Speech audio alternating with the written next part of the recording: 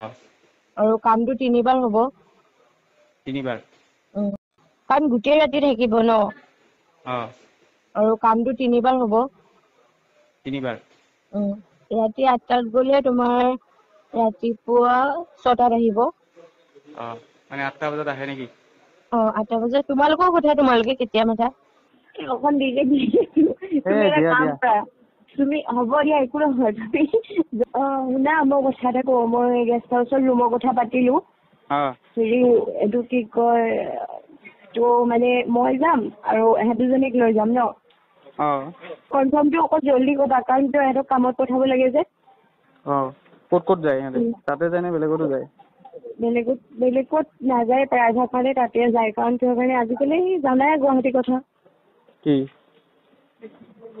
মানে কিবা কিবি হেৰি হৈ থকা নাথাকে জানো, য'ত ত'ত ক্লাবত লৈ যায় এনেকে মানুহে, এইবিলাক বেয়া ন।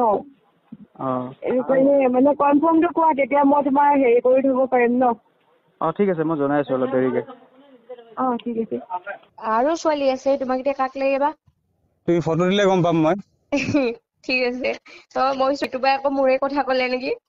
হ'ব, তোমাৰ ফটো দিলেও কথা নাই, তোমাকতো মই দেখা নাই ন আজিলৈকে, নাম্বাৰটোহে পাইছো। আছে ছোৱালী আছে বাৰু। কিমান মান কোৱাচোন মোক, হেৰি কিমান?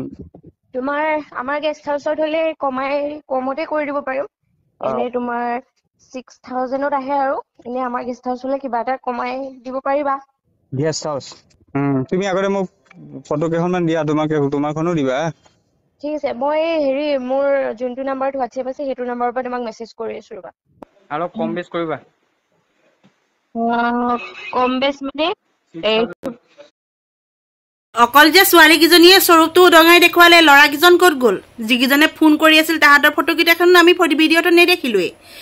অকল যে ছোৱালীকেইজনীকে দেখাই তাহাঁতকেই অকল যে বদনামী কৰি তুলিলে, তেতিয়া ল'ৰাকেইজন যিকেইজনে ফোনৰ পৰা ফোন কৰি তাহাঁতক বিচাৰি আছিল, ৰুমৰ ভাড়া, তাহাঁতক ৰাতি পইচা দিব ইত্যাদিবোৰ যে কৰি আছিল, তাহাঁতৰ মুখকেইখনো উলিয়াব লাগিছিল। কাৰণ দোষীটো সমানেই। কাৰণ যদি ছোৱালীকেইজনী দুখী হয়, তেতিয়াহ'লে সিহঁতেও 50% দুখী হয়। কিহৰ কাৰণে কেইজনীমান ছোৱালীক তেনেকৈ বদনাম কৰিব লাগে? জানিছো ছোৱালীকেইজনী বহুত ভুল, আৰু এই ভুলৰ কাৰণটো হৈছে বিশেষকৈ আধুনিকতা। ল'ৰা ছোৱালীবোৰে মানে যিমানেই বাহিৰত পঢ়িবলৈ গৈছে, দেখাক দেখি তাহাঁতিও তাৰমানে তেহেঁতৰ লাইফষ্টাইলটো চেঞ্জ কৰিব বিচাৰিছে। দেখাক দেখি তাহাঁতি মানে বহুত বিচৰাতকৈ বহুত বস্তু লাগে। সেইবোৰৰ ওপৰত অভিভাৱকৰ চকু আছেনে নাই? সেই ছোৱালীকেইজনীৰ অভিভাৱকে কি চকু মুদি আছে?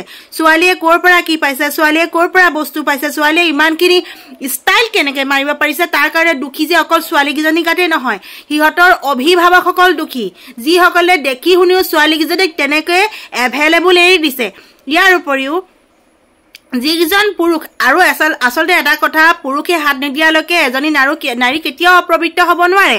পুৰুষে বিচাৰিলেহে পাৰে। সেই পুৰুষকেইজনকো দেখুৱাব লাগে, তাহাঁতৰ স্বৰূপটো উদঙাই দিয়ক। অকল যে ছোৱালীকেইজনী মাইকী মানুহ আৰু তাহাঁতৰ ওপৰত যে অকল দোষাৰোপ দি আছে, কেলে পুৰুষকেইজনে ক'ত আছে?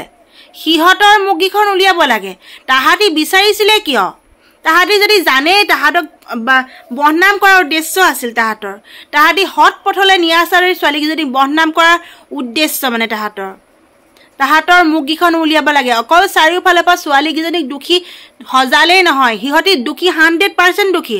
কিন্তু ল'ৰাকেইজন কি দোষী নহয়? সিহঁতি নিৰ্দোষী।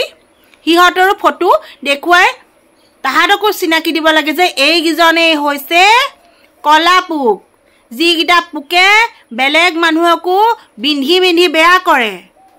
ৰাইজসকল, ইয়াৰ মূলতে হৈছে আমাৰ দেখাক দেখি বেছিকৈ লাইফষ্টাইল চেঞ্জ আৰু মৰম চেনেহবোৰতো নাইকিয়া হৈ গ'ল। অকল পইচা বিলাসিতা, তাৰ কাৰণে যুৱ প্ৰজন্ম ধ্বংসৰ মূল কাৰণ হৈছে অত্যাধুনিক, তাৰমানে ধৰি লওক বিলাসিতাপূৰ্ণ মগজৰ কাৰণে এতিয়া যুৱ প্ৰজন্মৰ ল'ৰা ছোৱালীবিলাক বেয়া ফাললৈ গতি কৰিছে। এয়াই হৈছে আমাৰ অসমীয়া সমাজৰ, আমাৰ সমাজৰ মুখা পিন্ধা স্বৰূপ। দেখাত ভদ্ৰ, কিন্তু ভিতৰি ছোৱালীবিলাক, ল'ৰাবিলাক কিমানে নিকৃষ্ট কাম কৰি থাকে। তাৰ ওপৰত যদি তেওঁলোকৰ ঘৰৰ অভিভাৱকসকল সতৰ্ক নহয়, তেতিয়াহ'লে আপোনালোকৰ ল'ৰা ছোৱালী ধ্বংসৰ গৰাত